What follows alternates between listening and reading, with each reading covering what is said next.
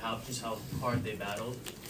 When you have games like this, as a coach and as a player, is it one of the more fun games to be a part of, where you see everybody just play as free as possible? Well, it was good to see Bones and Brandon, get opportunity to play, and play at a high level for the most part, and so just seeing those guys get a chance to play, I thought PJ was really good. Didn't want to bring him back, but I thought PJ did a great job as well. But yeah, overall, just getting our young guys some action. I thought X did a good job as well, and like I said, they competed, they scrapped, played hard.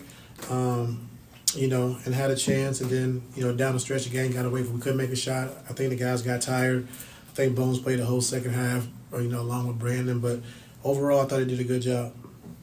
Coach, back with Bones, having a big-time 37-point performance, he's one of those guys, when he gets it going, he's tough to stop. What you think makes it so hard for, sometimes defenses to be able to handle him?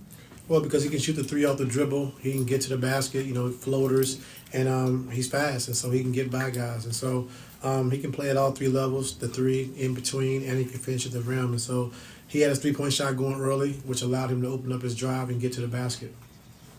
Hey, when you have a young team out there like that, how much is that about teaching them as well? I'm a lot about teaching, being up 6, at 7 minutes, and Brandon, fouling Booker, sending to the line for 3. Defensively, a couple breakdowns, not talking and communicating at the end. KD gets a 3.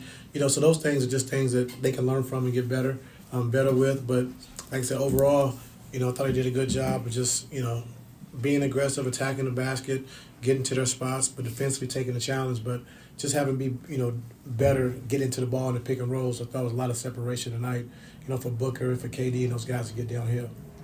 Coach, you had, like you said, you had standout performances by Bones and Brandon. What does it say about your team depth, and how does their performance today, how will that factor into your playoff rotation? Yeah, it means a lot. Those guys work every day, playing the stay-ready games, working individually to stay ready for these moments. And you never know when you're going to get called upon. And so our player development guys do a great job of just keeping those guys ready, making sure they're sharp. And you can tell tonight by just the work they've been putting in. Ty, beyond just tonight for Bones, there was the big game he had in Chicago. And obviously he was in your guys' rotation before the trade. What have you seen out of him maturity-wise, mentally, the way that he's handled the situation of being a rotation guy, then being out and kind of having these times where he can show what he can do?